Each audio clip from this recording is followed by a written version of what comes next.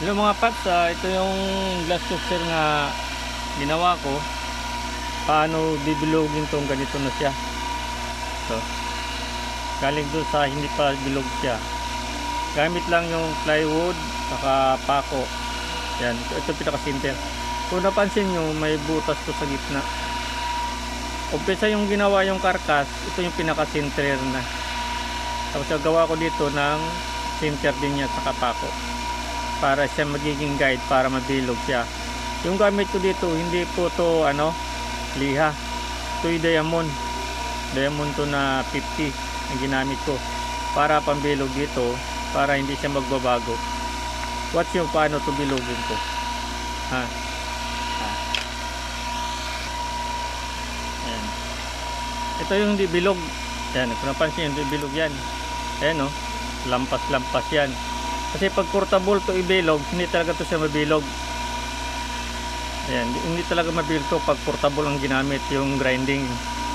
Kaya ang ginawa ko dito, kung gumawa ko ng pattern, gamit yung sintro, umpisa paggawa pala ng karkas para yung bilog, yung sumablay. Tapos ito yung gamit ko, plywood lang to ha. Ayan, gawin natin. Yung mga gumagawa ng mga bilog, yung tulad yung glass coaster, kasi daming gumagawa ng glass coaster. Ayan. Ayan o.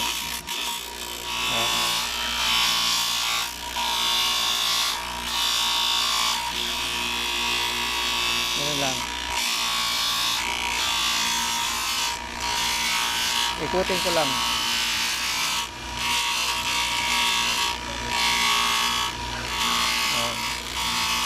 Ayan siya.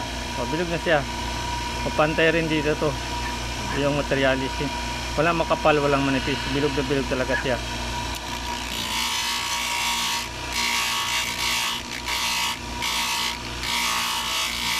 Kasi pag yung manumano to, yung dito nya hindi talaga to maiwasan pag matamaan ng liha, hindi talaga mabilog. Ngayon ang idaan ko na lang nito 400. Yan, gamit lang to, ganun pa rin gagawin ko pero hindi ko na i-video.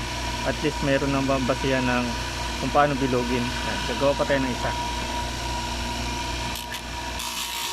Yan. Pag tumama na sa butas, yun na, iikutin ko na yan sa ganun. Yan.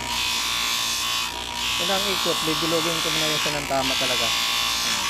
Pagkapos ibalik-balik ko na yan sa pagkanan para pumantay talaga siya.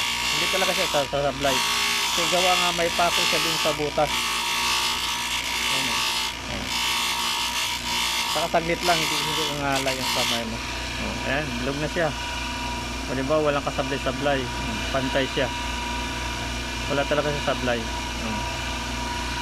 Diba? Simple-simple yan. Gawang Pinoy lang to. Kanya-kanya discapos pag bigilog. Ito.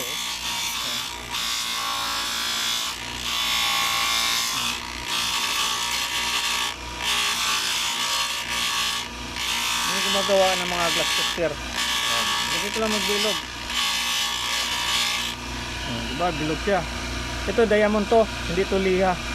Yung iba kasi liha ginamit. Kasi ang liha pang tumatagal, palalim ng palalim. Ito diamond to. Sa Shopee namin yan nabili. Diba?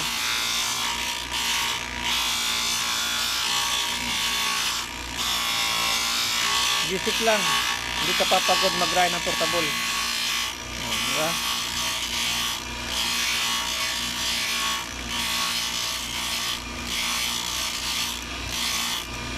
Bilog siya. Pantay pa dito ang kain niya. Pantay na pantay. Medyo madilim kasi dito sa shop. Ayan.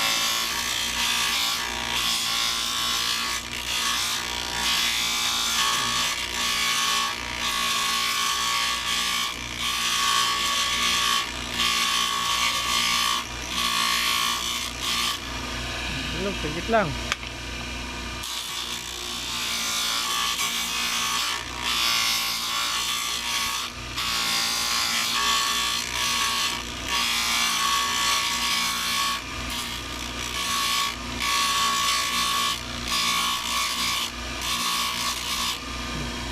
Plywood lang to, kahoy. Yan, kahoy lang. Tapos sinunulyo ko lang yung makina para hindi siya uurong, hindi aabante. Ayan. O, tingnan mo, lapad-lapad o. Diba? Saglit lang. Baka magtanong paano i-swak dito. Dandahan ko lang yan dito diin. Ayan, swak na sa butas. Ikutin ko na.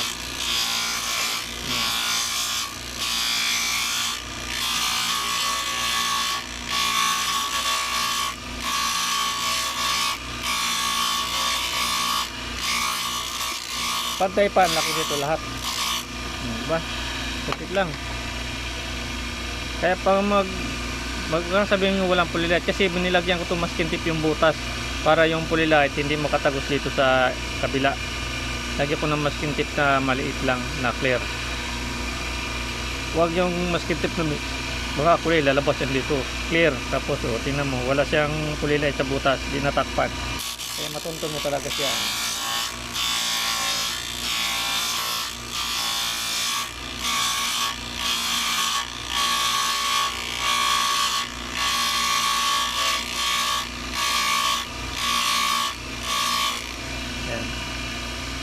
Magkano kaya yung pako tatagos dito?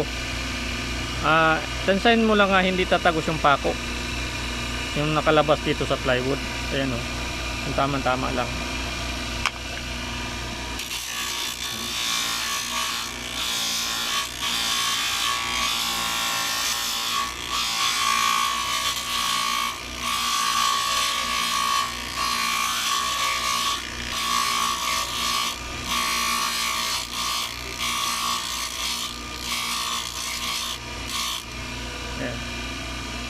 Baka mapaisip nyo rin nga paano binilog to. Mayroon akong upload dito sa Facebook saka sa YouTube ko paano binilog to. Mayroon akong ginamit din na pambilog na post lang siya. Nabibili din yan sa mga China. Dalawang ngipin, pwede mo i-adjust kung anong gusto mong laki ang bilog. Mayroon din ako upload nyo sa YouTube ko o kaya sa Facebook, mayroon din.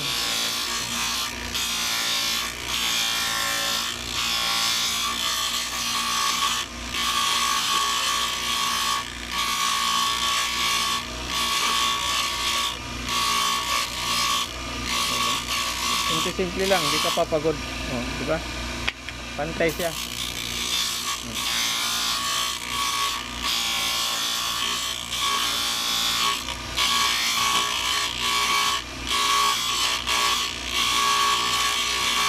Ganito lang kadali magbilog.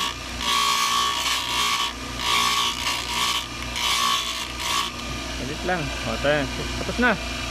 Ayan po paano po binilog, kasi marami itong bibilogin to. 400 piraso to na glass coaster. And okay, thank you mga paps watching. Shout out sa lahat ng mga kaibigan.